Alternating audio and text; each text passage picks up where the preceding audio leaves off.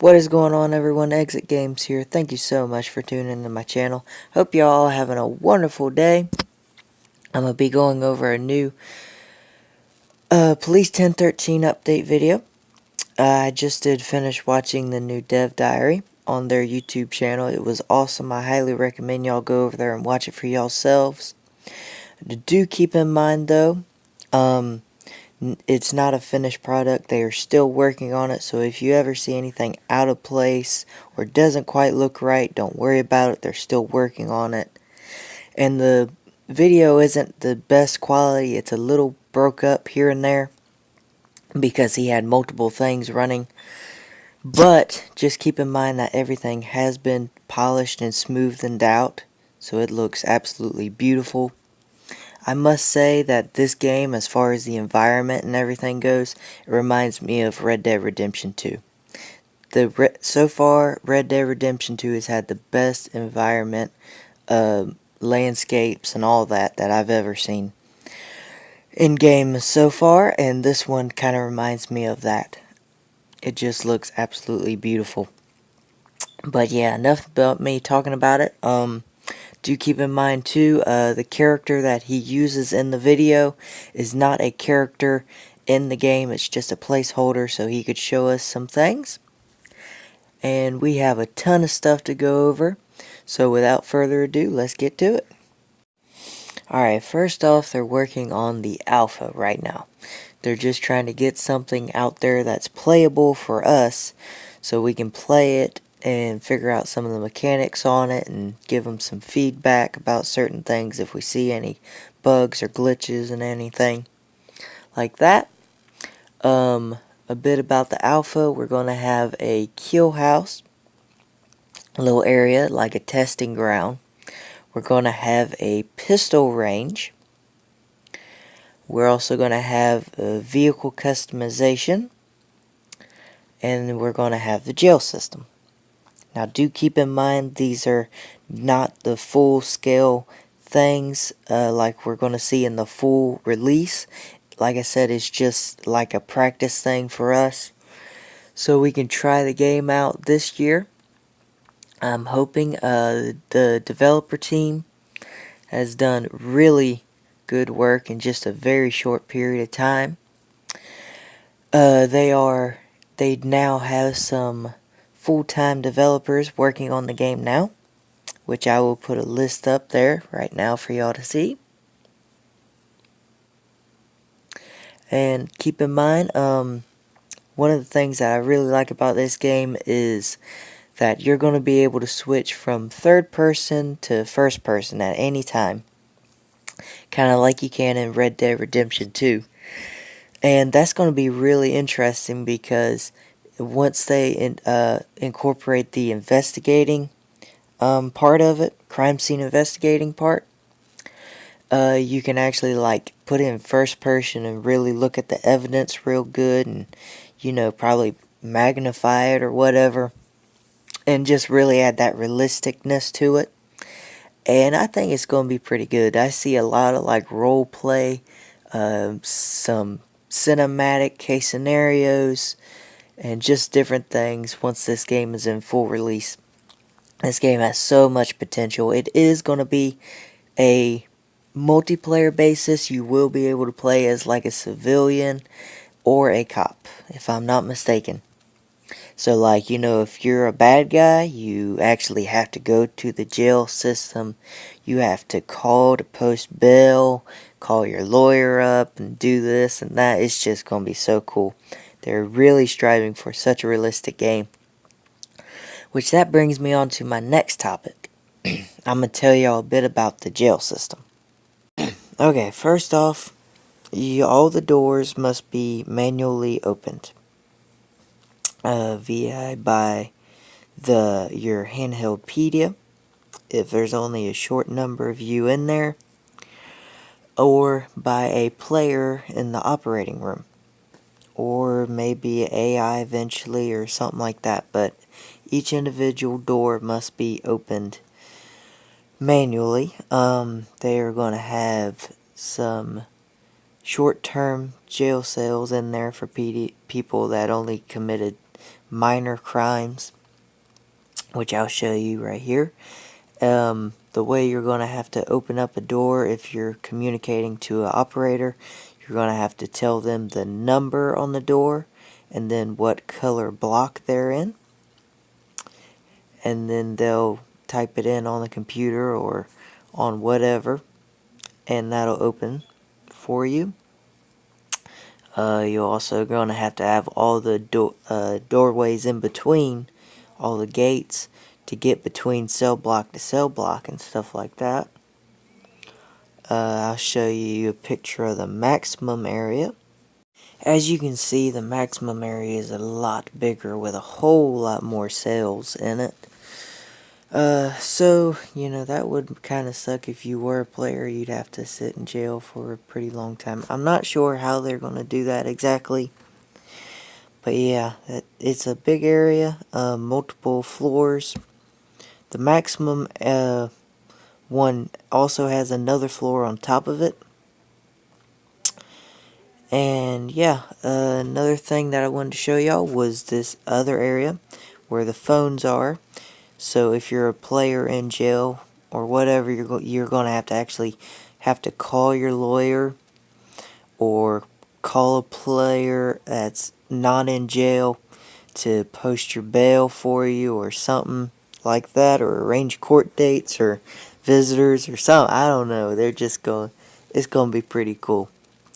Another area is this open cafeteria area. In here, I'm not sure if they're going to have the whole eating mechanic in this game or not. So I'm not sure, but I do know that in the developer diary he said that there's going to be like little games to play on the tables and stuff to kind of pass the time and different things. And another thing I wanted to bring up about the jail system is it is going to have a shower area in here, which I'm not sure if you're actually going to have to clean yourself or whatever. There are some toilets in that area as well, and different things. I'm not sure if that mechanic is in this game or not. But yeah, let's get on to the next thing, which is the kill house. Alright, first off on the kill house, you're going to walk through these doors. And then to your right, you're going to find this rack with all of these weapons on it. And then if you turn to your left a little bit, you're going to find a catwalk that goes all the way across the entire kill house. And that's also where you're going to find your shields and your mace, your batons, and all that stuff that you're going to need.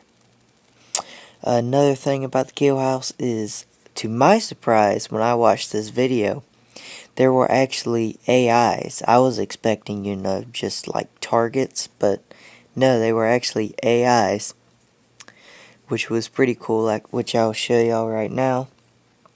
And another thing is the weapons, firing and ballistics and all that. When you fire your weapon, it hits the wall, and then it smokes a little bit, and then a little bit of debris falls from the wall, which in real life, that's what happens. People forget about that in games, is when you fire a weapon, when it hits, it does create a little bit of smoke, and it does create smoke from the barrel, which kind of creates more of an intense firefight, because you kind of can't see in a way. Another mechanic is they did put in one where you pick up the weapon off the table. Your character literally puts his arm on the weapon, his hand on the weapon, I'm sorry, and picks it up and looks at it a little bit, and then holds it until you holster it. Then he'll sling it on his shoulder, on his back, which I'll show y'all. And another thing is they did put in the reloading mechanics. That looks absolutely awesome. As far as animations go, they did an excellent job on that. And another thing is they did put in there, because in this game, as a cop, you're going to have to go over walls. You're going to have to do all sorts of kinds of stuff to get to where you're going or get to who you're chasing. And just different things, climb through windows. So they did put in this mechanic of this guy climbing a wall, and it looks very smooth. And another thing about the Kill House is eventually it's going to have like a bank heist area. It's going to have a building, a regular house, a hostage area. If you've ever played, I believe it's called Operations on Rainbow Six Siege against the AIs, it's pretty much going to be like that. And another thing I wanted to show you is the pistol range. It is very nice. I see this more as like a challenge type thing. Like you pair up with your buddy or your entire guild or whatever, and you want to see who's the best shot. All you do is you just walk in here. You go in through the doors. You go to this gun rack here, pick out what weapon you want to use. Then you just go over to the controls. You use the green arrows to move the target back or forward and get it to the right range setting that you want it at.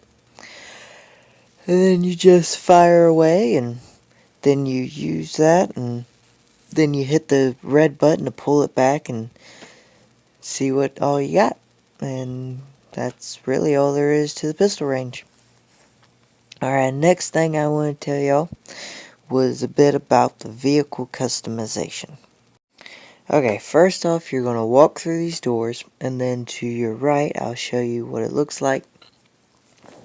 Alright, to the wall all the way across, he's going to open that up. That actually leads out to the actual map itself. So you're going to come in through there.